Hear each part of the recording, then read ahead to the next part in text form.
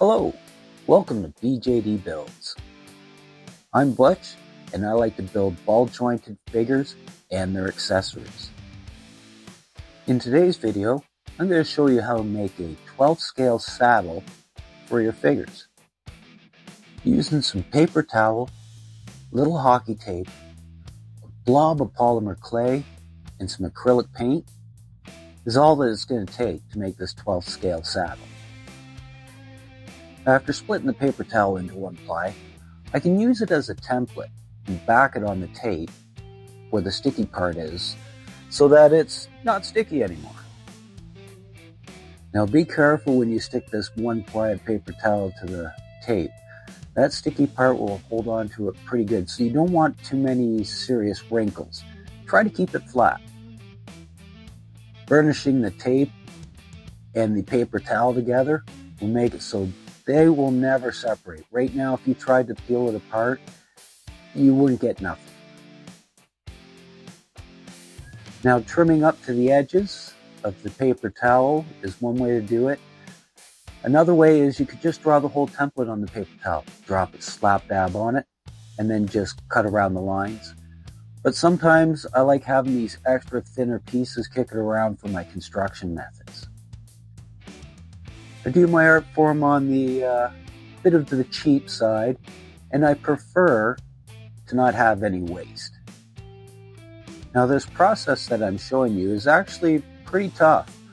I have a character I did something like this with, and it has been sitting around my house for over 20 years now, and it is just as solid as the day I made it. With the collar cut, now I gotta go in and I gotta make a piece where the saddle's gonna sit. Usually it's called the skirting. You're gonna notice that backing the tape with this single ply of paper towel is a reoccurring theme in this whole video. Now this character's saddle I didn't have to design because it was already in the movie for me to try and copy. But it's a great design for a bird character or a reptile or even a dragon type. Now if you're going to try and use this method for a saddle for a horse type character or mount, I would definitely research some different pictures on saddles. This one really wouldn't work well for a horse. Now the skirting from under the saddle on this has to come down far enough so that her feet and the stirrups kind of rest in that spot. I do like to try and make things close to the cartoons.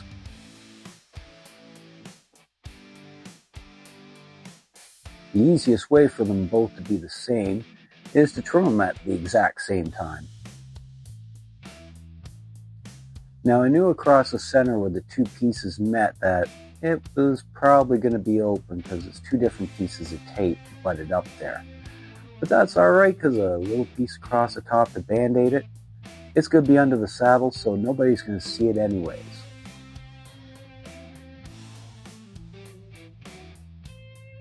Now most times when I build to fit and I build by eye. I don't use a whole lot of measurements. Now we're going to go into making the saddlebags. Now, this method I use for making the saddlebags can also be used for making belt pouches, purses, different bags. They don't have to just be a saddlebag. Now, a trick I used to make both saddlebags identical is when I drew the template on my first piece of paper towel, I hadn't split it yet, so I could flip it over and draw the lines on the other side. And then when I split the two plies, each one had the identical lines already drawn on each other.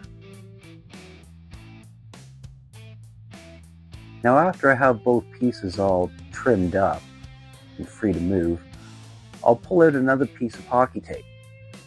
I'll put one half of it down, and to make sure that they both have the same squareness inside, I've cut a little block out of XPS foam to put inside of it. Most times just sticking the hockey tape to itself is good enough for good adhesion. But if you ever have to, you can always use a little dab of the Gorilla Glue, the gel, or the Crazy Glue. It works great.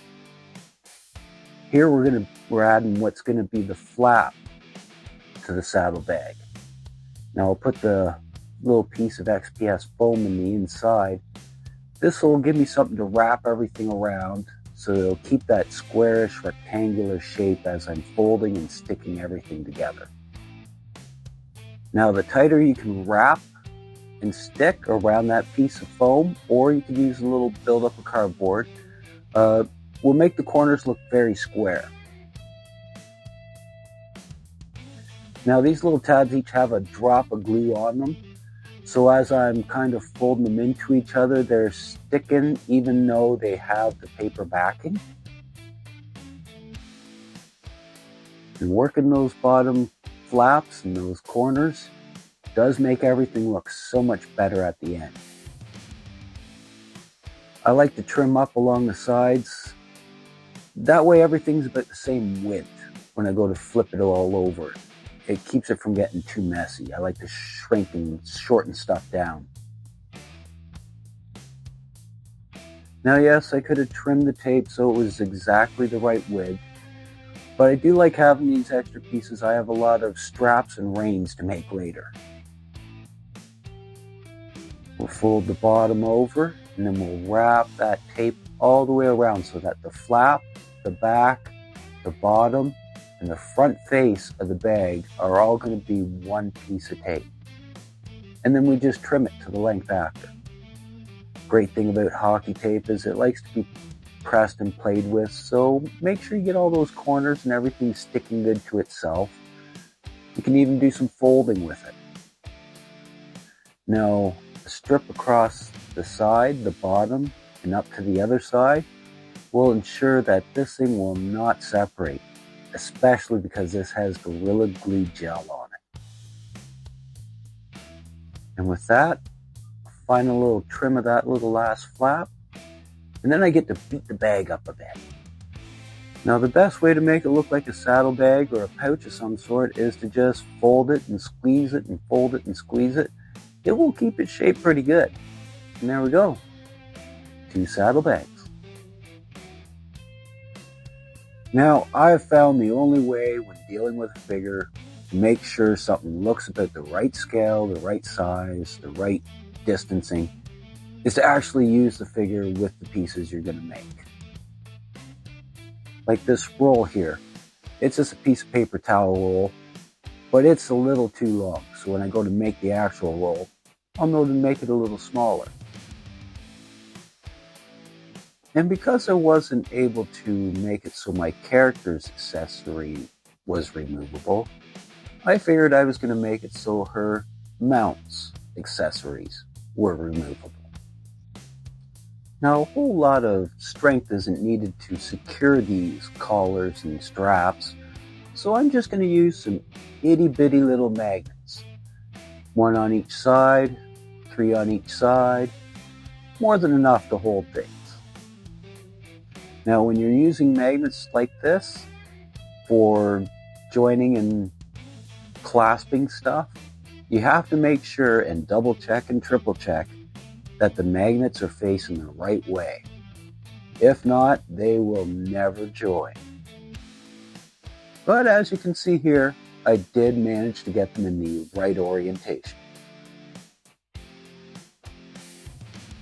Now here I'm making the small connecting straps to go from the collar to the saddle skirt. Now they'll each require a little bit of paper towel backing, but I have to leave each of the ends with the sticky glue of the tape so that when I put it on the strap to attach it to the collar, I have something to wrap the tape around to actually adhere it. Now, knowing that I have 5 straps, I'll start with the center one so that I can gauge the distance for the other 2 on each side.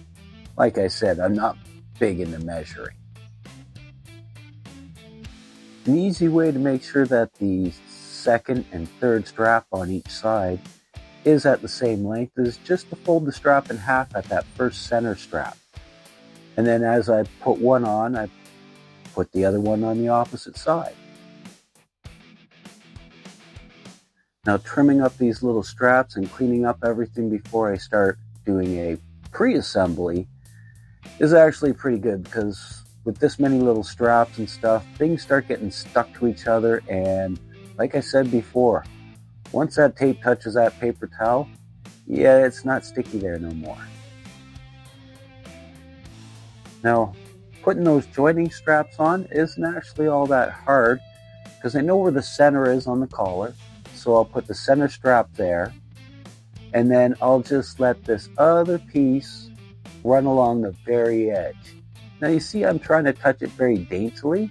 That's because there's Gorilla Glue gel on that piece. But with that added onto the collar, those little straps are ready to be positioned onto the saddle skirting. Now, starting with the center one, I'll just kind of lightly tack it in there. And then I'll move on to the other ones, positioning and moving them so that they look square and they pull on the saddle skirt without causing any undue wrinkles. Now these ends of the straps don't have any glue or anything on them. That's just the hockey tape sticking it there at the moment. When I go to put another layer on top, I'll make sure I put some glue on them. Now with the last strap on, everything looking pretty even, I can take it off and put a cover strap on where those short straps join. And I made sure that I had a bead of Gorilla Glue gel across the top where I'm sticking this piece down. And with that, my collar and my saddle skirt are forever joined. I'll trim back some of those shorter pieces so that everything looks neat and clean. Now with the collar and the skirting done, I have to get back to doing these saddlebags. Doing some trimming on the flap of the saddlebags will give it that look I'm looking for. And I'm also, while I still have my magnets out, I'm going to put a pair of magnets on each saddlebag so that when the flaps open and close, they stay closed. Now the magnets I'm using are extremely small and tiny, so they don't require much to seal them in place.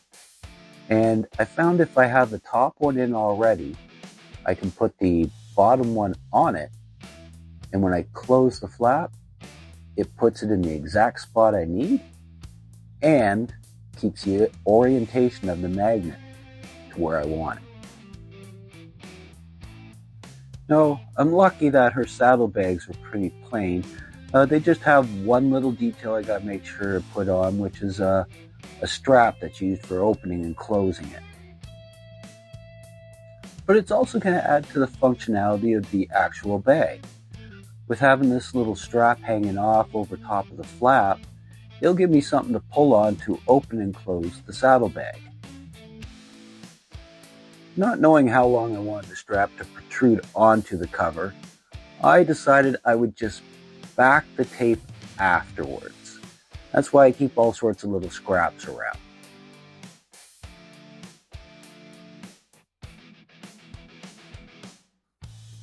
Now we trim up that backing while being careful not to cut the little piece off that we just stuck there.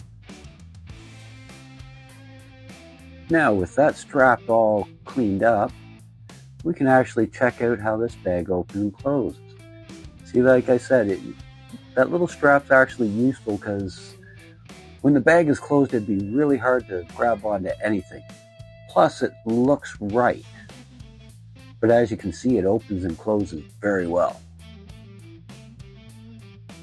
Here I've added an extension to the saddle skirting. And I'm just attaching the saddlebags on each side with a little rectangle of tape. One at the top, at the back, one at the bottom on the back. Now I figured out the extension of the saddle skirting by the mount itself and how far I wanted the saddlebags to sit back. Now that saddle skirt extension, I have still yet to back that sticky stuff with any paper towel at all. So I'll do that before I go on to anything else. I'll just cut a rectangle, roughly the right width, the right length, stick it on place, and then just trim up after. Now we have to be careful when trimming up this backing, because if we snip through the tape, we're going to see it on the other side. So if I don't get it quite tight when I'm trimming it, I'm not too worried, because I will be painting all this. And the paper towel does some funky stuff when you paint it. Now when it comes to painting on hockey tape, I find a water-based acrylic craft paint works great. But if you really want to be able to be flexible with it, I like to use an acrylic fabric paint that's water-based. And usually you can find them in the same shelves as your regular acrylic paints. I can add a little water to thin them out, a little flow improver so they don't dry so quickly. But when I paint it on, these little overhangs of any paper towel and that, they'll literally just break right off. Now there's a big bulky piece out of the way. With everything all patted down, finer little pieces trimmed here and there. I'm confident to say I'm approaching halfway. Still have to make the actual seat part for the saddle. And got to make the stirrups and a bedroll and buckles to attach it at the back. But having this part set up really does let me set up how long I can make the reins, and I have an idea how I'm going to hook up the back. Right now it kind of flops and I need a pair of straps to go back. While I think about how I'm going to continue on with doing the saddle part, I might as well head on into making the reins. I'm just going to use a scrap piece of paper towel to wrap around the beak so I can take a measurement. You know how I really don't like to measure things. Now I'll actually just cut this piece of paper towel off right at this spot, and I'll use it for backing the thin piece of tape I'm going to use to go around the beak. Now for cutting the straps, I do prefer to have a steel ruler that has a non-slip backing on it. Now I'm not going to bother putting a bit in it. In the cartoon they didn't have one, so it's just going to be a loop that goes around the beak. So knowing my thin strip is just a little longer than the paper towel I cut, when I go to wrap it around, it'll give me just a little bit to attach itself with. I've actually cut it a little wider than it needed to be. The reason I did that is I'm going to trim it up and I'm going to arc into it so that it'll have a bit of a elliptical shape once it's all cut. I'll trim off the excess on each side. And just for a handy note, if you haven't separated the paper towel, if you stick it to the tape and then burnish it, the other half of the second ply will pretty much lift off all on its own. It won't want to stay there. You know, just in case you didn't want to have to peel them apart by hand. Joining the loop's easy. We have that little sticky part left from the overhang, and it has a little dab of glue on it. So once that glue holds, it's never separating again. And because the beak is kind of conical, I need to convex a little bit on one side and concave on the other side a little bit, just so that the loop will go around the beak properly. Also, it being a little thinner will help it arc around the beak too and not be just a straight band across. It looks odd if you do it that way. Now we need to start making the reins to go on this beak belt. I'll just use 2 long pieces of tape that I've trimmed up. These aren't backed yet because I'm not sure how long I really want them to be. Now when I flip these loops over, I'll actually put a drop of glue on them. I've noticed I've been saying Gorilla Glue a lot. It's not that they endorse me or anything, I just really like their product. I find the Gorilla Glue gel holds quickly and it stays flexible, which is very important on the fabric. Good thing I caught myself because I almost had that tape sticky side out, and I really would rather it be sticky side in. With the first half of the reins on, now we just have to repeat the process and put a rein on the other side. Now the reason I didn't back either half of the reins yet is I didn't know how long I really wanted them to be, so in my don't measure method, I just rather have it in place, see where they naturally drape and fall, and then I can just join the 2 ends and back whatever's sticky afterwards. Now I'm just going to put the bridle over the beak and just see where the 2 centers of those reins meet, and then I'll know exactly where to stick them. And backing the reins after is actually pretty easy. And because the tape's already sticky, and hockey tape being what hockey tape is, I'm not going to worry about putting any glue right here in this spot. Now we're going to use a little touchy-feely. We're going to make sure that we have everything laying down in the spots that we want them to before we burnish it right down. Once hockey tape sticks to hockey tape, it's almost as bad as trying to pull paper off of it. The parts where it went to the bridle, that we want to make sure it's all tacked down and secured and exactly where we want it to. Now I'm going to use some scrap little pieces of paper towel I had kicked around throughout the construction. You just stick it on, make sure it's all straight, don't want any wrinkles, rub it, and because I didn't glue the tape at the center where the reins went, I will be able to open that up a bit and adjust it if I have to. But a couple light burnishings of that paper towel and it's not going to come up at all. If I pinch it in at the end here where that little loop came over, I won't have to trim anything as long as it all balls up and the tackiness of the glue will hold the end there. And doing the other side is exactly the same. I'm lucky because what I did was when I cut the piece for these, I actually just split a piece of 2-ply after I cut it. But even though both the papers are exactly the same length, because of my measuring kind of method, I had to go in and alter some of the tape where the 2 pieces lapped over each other. I just opened it up and moved them a little bit in on each side so that both the tips kind of touched where the paper towel was. Not 100% center, but good enough.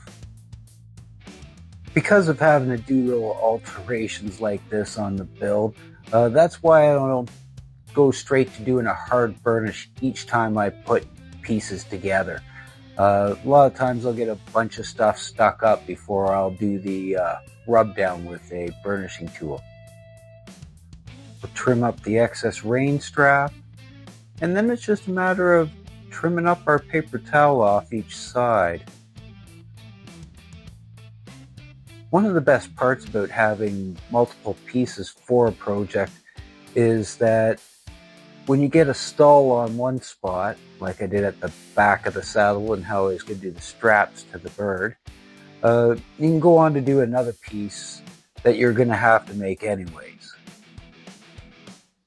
Making the reins also gave me enough time to think of how I wanted to make the stirrups, because I really want the stirrups to be usable. Now, I do know I use an awful big pair of scissors for trimming. I could probably get away with a little pair, but I find that the great big scissors actually make it easier for me to cut a straight line. Now, I used hockey tape to build a lot of different things. Belts, pouches on belts, sheaths, scabbards, pistol cases, jackets, book bags, even upholstery for soft furniture. So if you're curious about what you could possibly make using hockey tape in this method, give a drop in the comment of what you would like to see or thinking of trying to make, and I'll tell you if I've made it before or not, and maybe I'll even do a quick little video to show you. And with our last few snips, our reins are done. One less piece I gotta worry about making.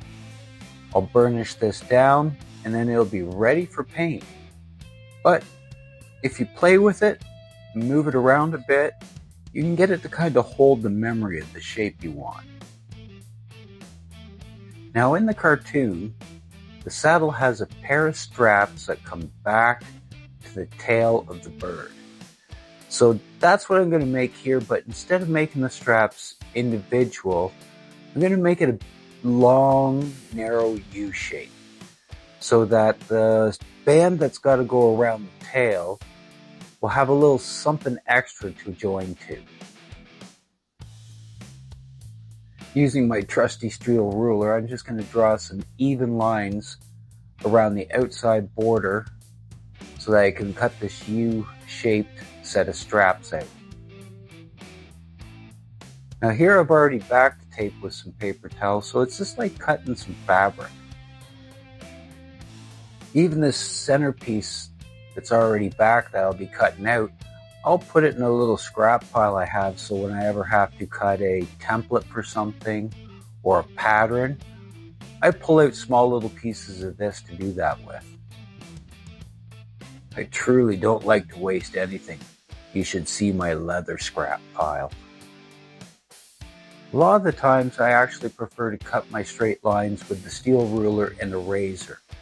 But in this instance, I didn't want it slipping and accidentally cutting off one of the little pieces. So I opted for the safety of oversized scissors.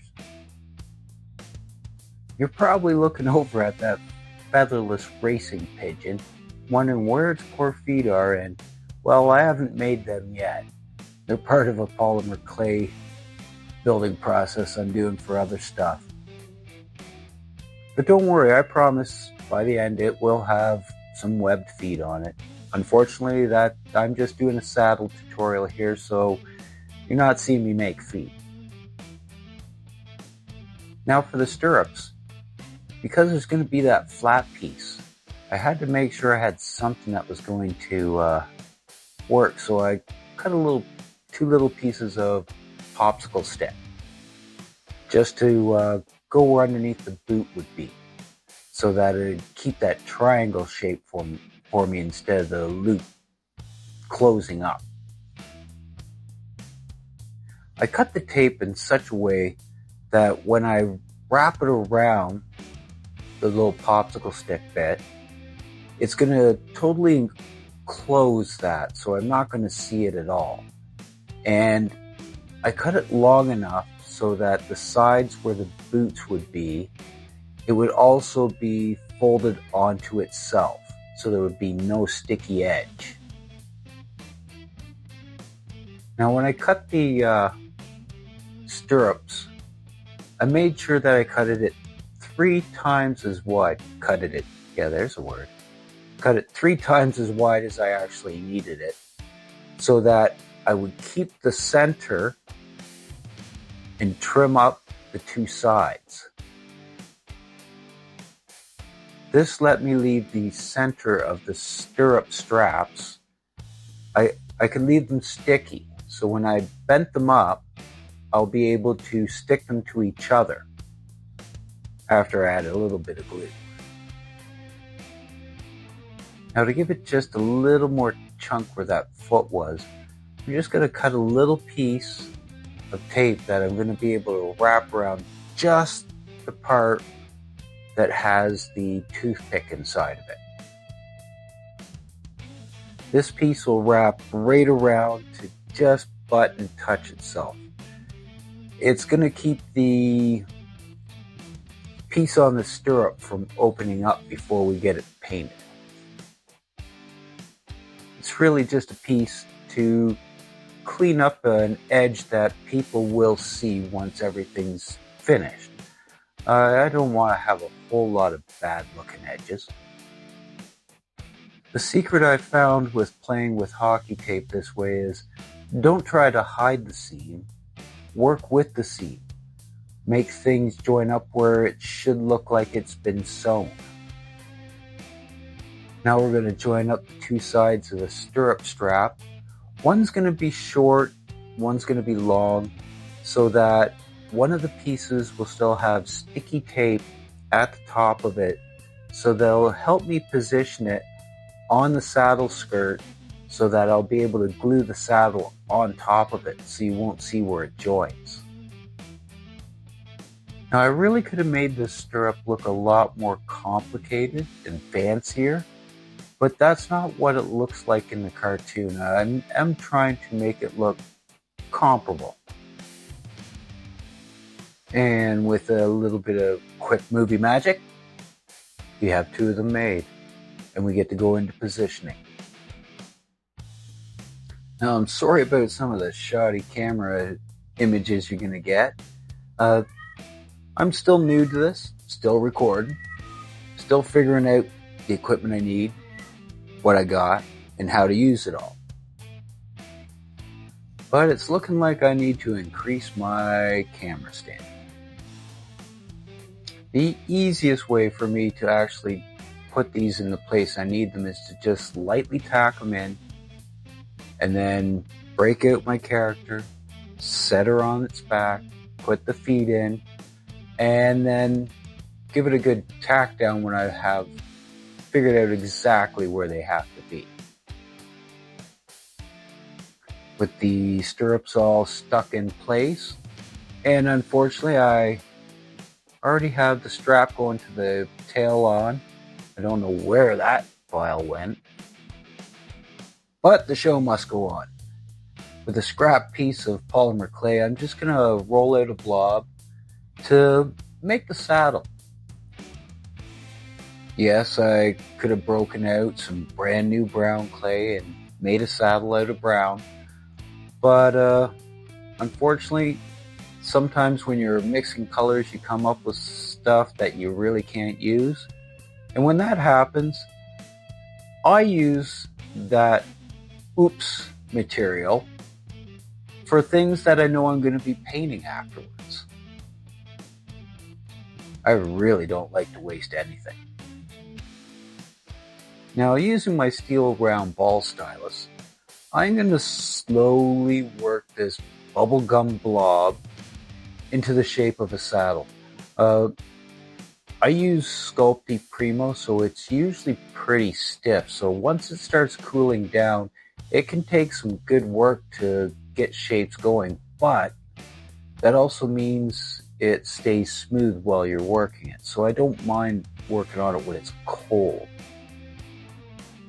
For some effects with polymer clay, I'd rather play with it once it's already been shaped and cooled. It lets you pop in some of those definitions.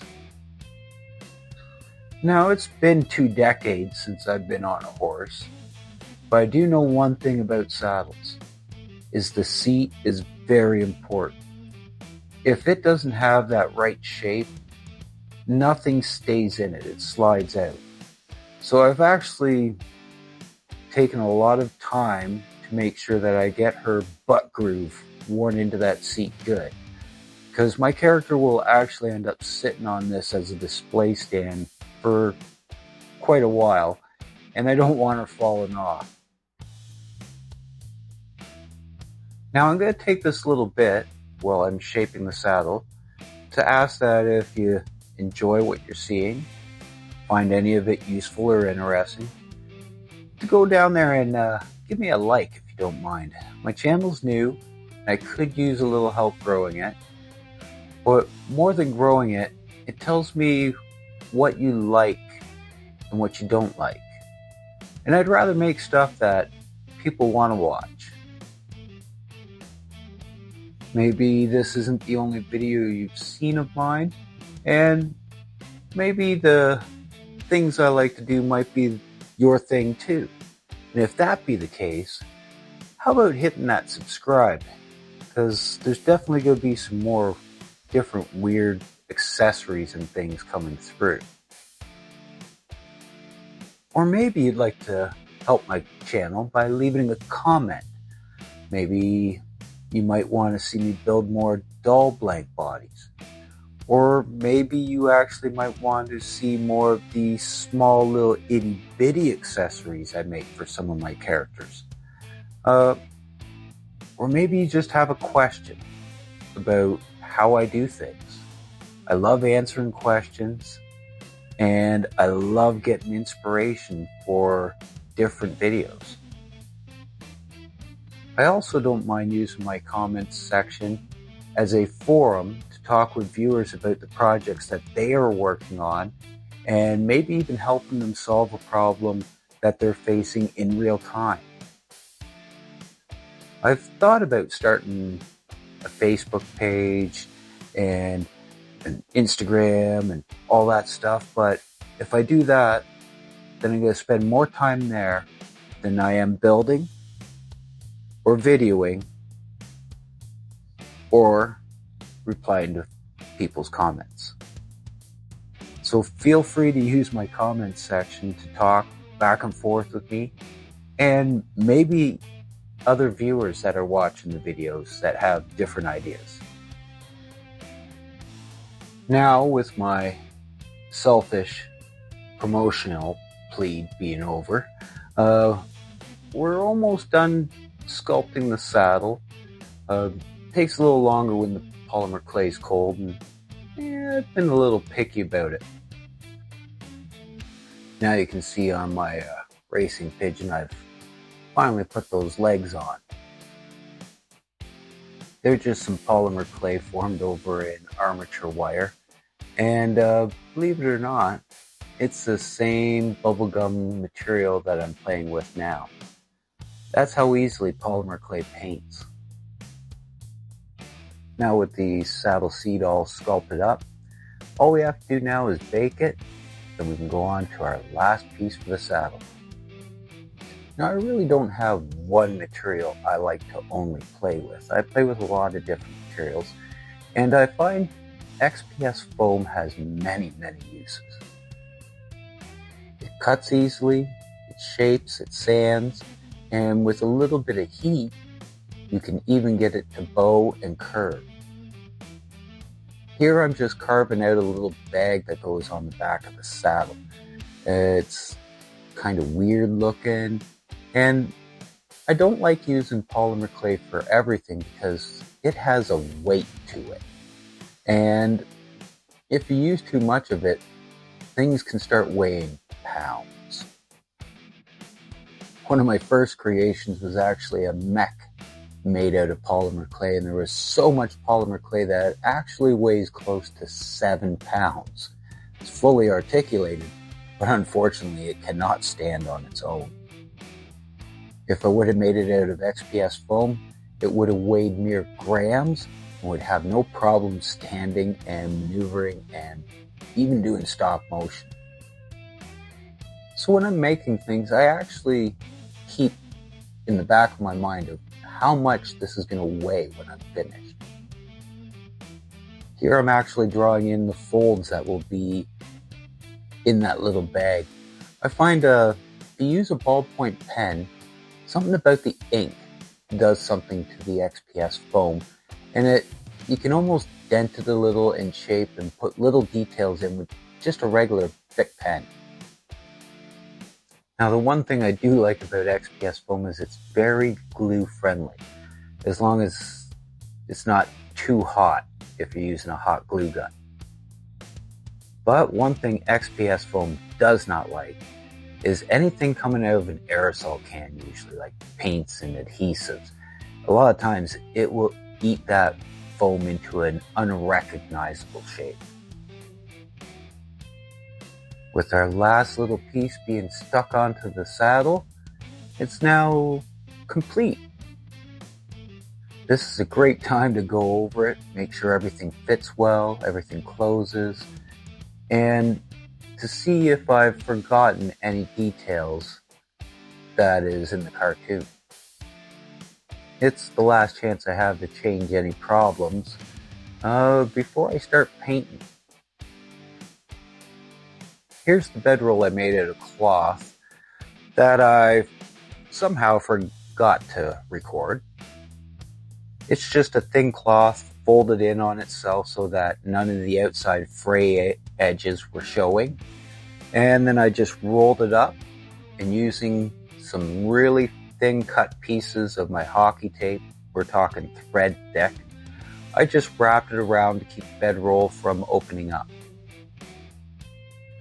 Now I wear a glove on the one hand when I'm painting, the hand I'm going to hold everything, because I will put some pretty thick paint on to start with. I know they usually say start with a thin coat, but the tape sucks in so much moisture and paint that you have to go a little heavy at first.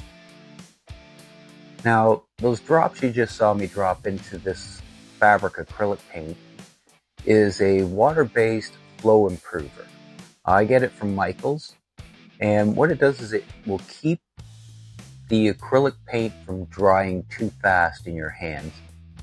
And as its namesake, it helps the paint actually flow out of the brush and onto the pieces better, and it'll cut down a lot of brush strokes that you'll see when it dries. Just don't add too much of it to your paints, or instead of having a smoothly flowing paint, you'll have just made yourself a wash. I could have sped up the whole painting process so it was just a really quick blur, but that's not what my long form videos are about. I am trying to show you every trick. I don't want to hide anything. I want to make it so that you can literally follow along as I make these things and have very few questions about it. Now, you can see on the fingers on my gloves that I take this stuff pretty good on there. The reason I put a thick layer on it is it actually does a process that's called vulcanizing, whereabouts the paint will actually seal all around it, and that glue inside only has the glue and the tape to play with itself. And as it ages, that glue and the fabric will be more and more like one piece.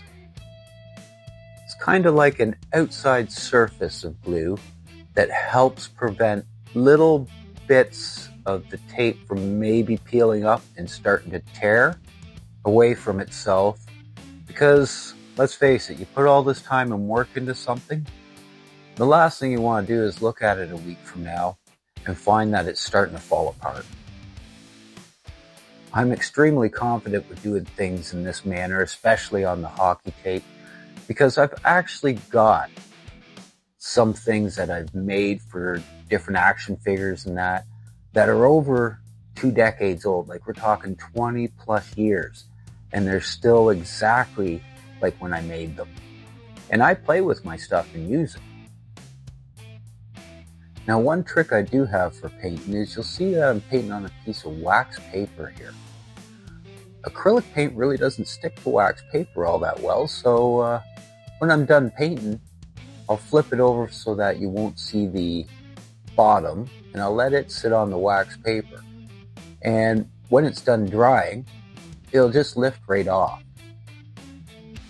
Now, I mentioned earlier that I use fabric acrylic paint for this. You don't have to use fabric acrylic paint. You can use just regular craft acrylic paint. I've found both work equally well. I just happen to have a whole bunch of the cloth acrylic paint, so I like to use it because I got it. And the other great thing about using hockey tape in this manner is that it doesn't care if there's water. The glue that's on it, the fabric itself, has no problem accepting moisture and drying out and being perfectly fine, which makes it excellent for doing this process. Now, one thing I've found about doing this vulcanizing process is it takes at least 2 layers of paint to actually seal and stick everything so that it's almost like a toy. And I'll go out of my way to make sure every single spot of this is covered in a paint at least twice. And then I'll go around for a 3rd layer after.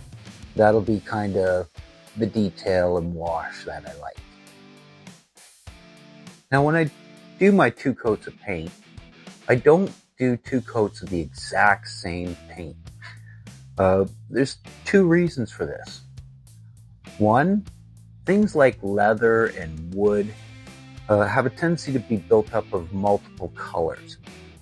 Wood and leather, I'll always start with a lighter brown than I really want, just so that it gives that tonal underneath. And then when I do my 2nd coat on top, I'll always go with a slightly darker one. This way, if you have any brush strokes that still show up or inconsistencies, it'll look more natural and like you actually planned it to be there. Using a darker paint for my 2nd layer also lets all the little crevices and cracks hold that slightly darker pigment in there, and it helps add shadows and texture to what I'm doing. One of the funniest things is, making this saddle actually took me longer than making the doll that's going to sit on it. When the 2nd coat of paint's finally dried, I'll actually go in and put a wash on top of everything. I like washes. They have a tendency to unite and unify a piece. And if you didn't hit a spot with any paint, that wash is that last chance to add a little color to something that's just a little too bright white. Now, when you're building something somebody can pick up, hold, open, look at every single angle, don't skimp on the paint. Paint everything. And when you get back into doing the wash, make sure that you get it everywhere too. I don't skimp. Like, even the insides of the saddlebags, I'll make sure I paint because it seals everything up and keeps nothing from lifting from itself. Plus, it helps add to all the little shadows that you've folded into the crevices of the bag. But you can see right here where it's that bubblegum pink saddle actually painted up brown to match everything else very easily. You can't even tell it's a different color. The XPS foam, it also loves paint. So the great thing about having these 3 different colors, the pink, the white, and then the darkness of the XPS foam, after a 2nd coat, they are all exactly the same color. I thought about embellishing the saddle a little bit more, but in the cartoon, it was a very super simple, plain saddle. So I really couldn't add anything that I wanted to because it wouldn't have looked like the saddle off from the movie, and I do usually like to keep things pretty accurate when I make them. I found making the saddle to be quite enjoyable, time consuming, but enjoyable. I definitely have a few projects in mind that are going to need saddles, but I'm not going to rush to get into them right away. I want to make a few more figures first before I do that again. That's mostly because next time I use something as a mount, I have plans on making sure that it's as articulated as the figure. Now with all the paint dry, I can show you how flexible the saddle still is, and even with all the tape and the buildup of paint, the magnets still hold each other. The stirrups are still quite flexible and have a natural range of movement, and the saddlebags can still be opened and closed, and they actually have a lot more give than you would think. With the saddles and the rein done, let's put this on the featherless racing pigeon and see what one would look like with a saddle on. It goes on and off pretty simple, as long as my arthritic hands do what they're supposed to. Everything was designed so that the saddle would fit snug and the strapping would be pretty secure, because I will have a figure sitting on this and it's gonna want to move one way or the other. It is, after all, supposed to be the stand for my Tarta figure. For some reason, when I was editing and trying to find all the files, I couldn't find the ones for the reins, so I won't be able to show you how they look except for on the racing pigeon. Overall, I'm quite happy with how the saddle turned out. It gets my "that'll do" approval. Now we'll take a quick little look at it before we slap a rider on top. Oops, one more thing. The bedroll. You can see it turned out pretty good, even though it's painted cloth. It's still really squishy and feels like a bedroll. Now it looks right. Thank you for checking out my video, and if you found it interesting or helpful, maybe give it a like. If you're interested in what I might be building next, maybe hit that subscribe and notify so that you'll know when I have something new come up.